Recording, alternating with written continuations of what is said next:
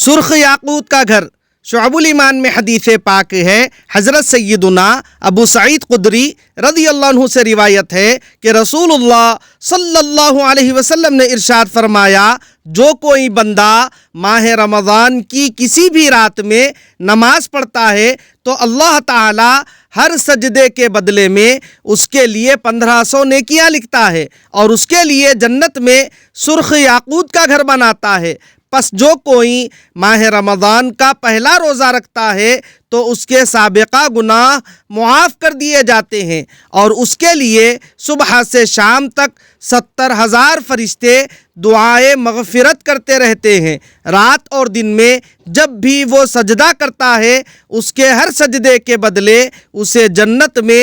ایک ایسا درخت عطا کیا جاتا ہے کہ اس کے سائے میں گھوڑے سوار 500 برس تک چلتا رہے۔